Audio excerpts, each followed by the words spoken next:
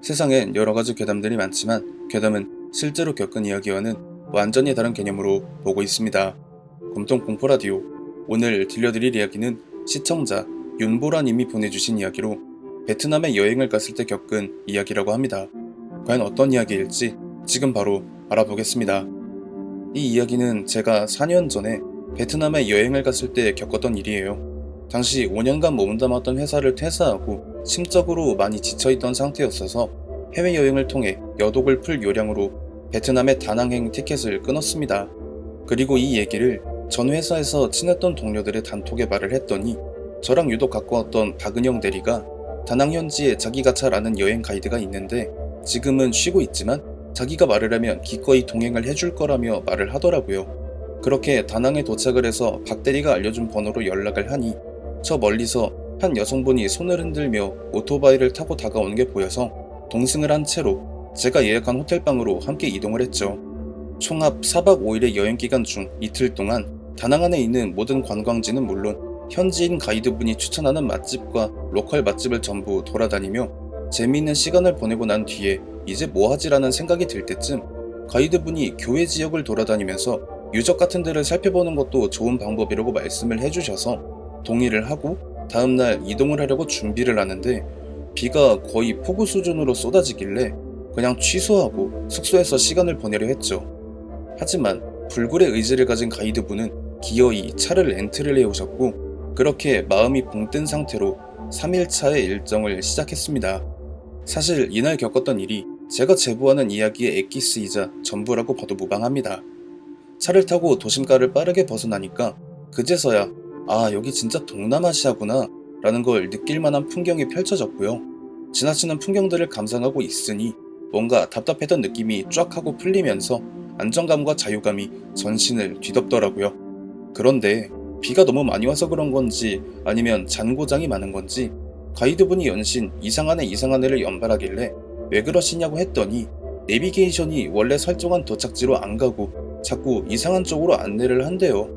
이미 다낭에서 멀리 떨어진 곳까지 와버려서 도착지 설정을 다시 해야 할 것 같다고 차를 세우시는데 갑자기 거짓말처럼 비가 뚝 하고 그치더니 뽀얗던 안개까지 싹 걷어지자 저희의 앞에 웬 건물 하나가 보이기 시작했습니다. 이게 우리나라에서 제법 규모가 있는 사찰을 있는 그대로 본 적이 있는 분들이 얼마나 계실지는 모르겠지만 정말 그런 느낌과 흡사한 양식을 띠고 있는 건물이었고 특징이라고 할 만한 게 누가 봐도 사람 손을 오랫동안 타지 않았다고 할 정도로 무너지기 일보 직전의 폐건물이라는 것이었는데요. 풍겨지는 느낌이 마치 영화 알포인트에서 나오는 귀신 나오는 건물같이 흉흉한 느낌에 당장이라도 귀신들이 얼굴을 빼꼼 내밀 것 같은 느낌마저 들었습니다. 심지어 가이드분이 하는 말이 자기가 다낭에서만 15년을 살면서 가이드 일을 해왔었는데 이런 건물은 처음 본다고 하더라고요.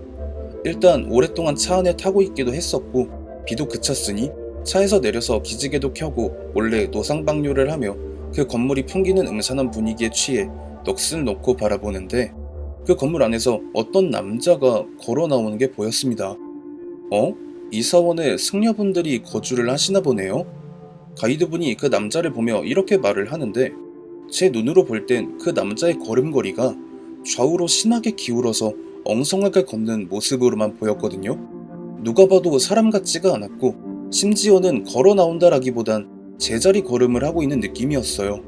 그래서 저 일단 차에 타요.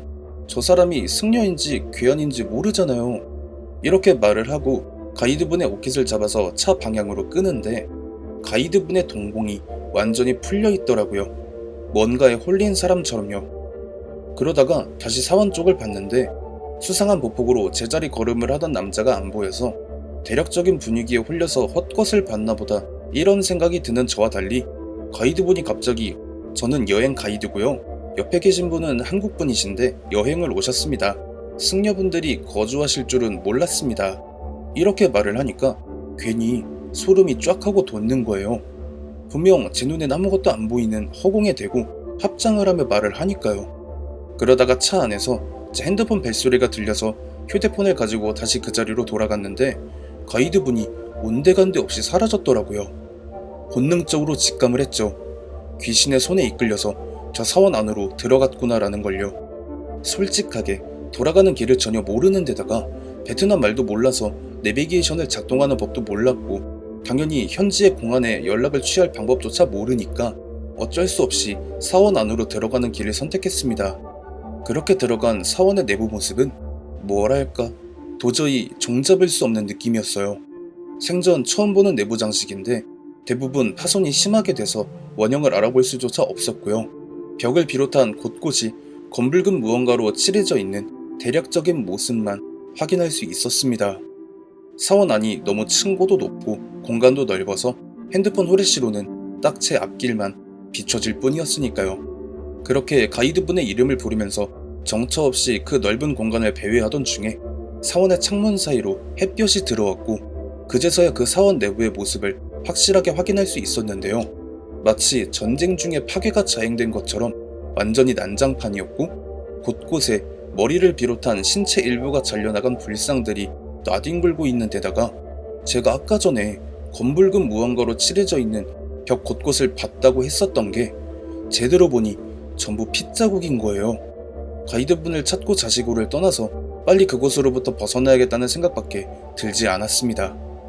그렇게 막 입구 쪽을 향해 뛰어가는데 갑자기 뒤통수를 둔탁한 무언가로 한 대 맞은 것처럼 머리가 띵해지더니 방금 전까지 제 눈앞에 보였던 입구가 사라지고 벽이 나오는데 진짜 무서운 건 둘째치고 어처구니가 없었습니다. 그래서 다시 주위를 두리번거리는데 유독 형체를 온전히 유지를 하고 있는 엄청나게 거대한 불상 앞에 어떤 여자가 무릎을 꿇고 앉아서 저를 쉬지 않고 하고 있는 모습이 보이는 겁니다. 설마 가이드분인가 싶어서 가까이 다가갔죠.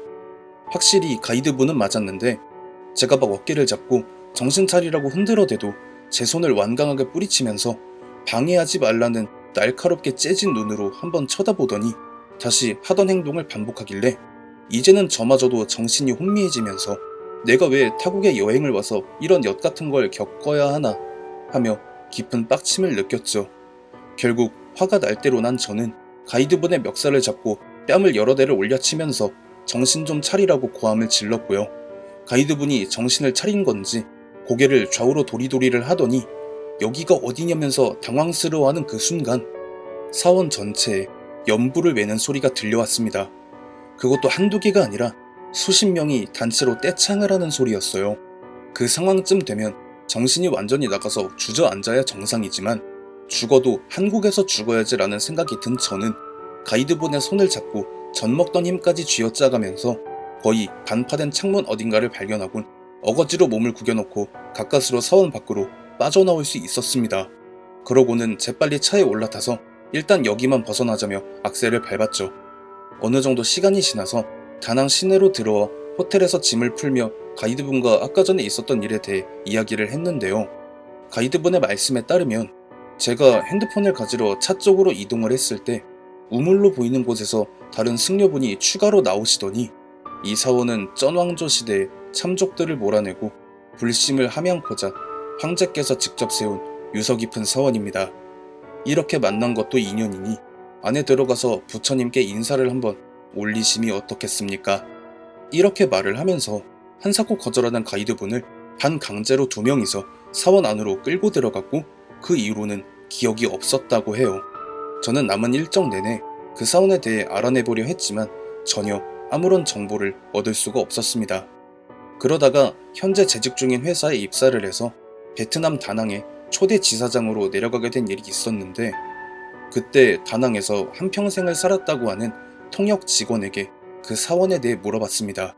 현지인이라면 그것도 평생을 다낭에서 살았으면 충분히 알고도 남겠지라는 계산이 들어간 질문이었지만 아니요, 그런 사원 같은 게 있다는 얘기는 저도 처음 들어보는데요? 라는 허무한 답변만이 돌아왔죠.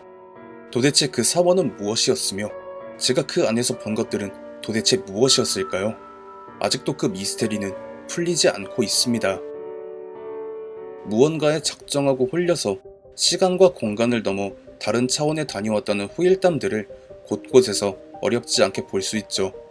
하지만 대부분이 자국 내에서 경험한 일이며 타국에 들렀을 때나 여행을 하는 중에 겪었다는 후일담은 본 적이 없었는데 이번에 윤보라님께서 제보해주신 이 이야기를 통해 색다른 호일담을 접하게 된 것 같네요. 시청해주신 모든 분들 감사드리며 구독과 좋아요 알림 설정 부탁드립니다.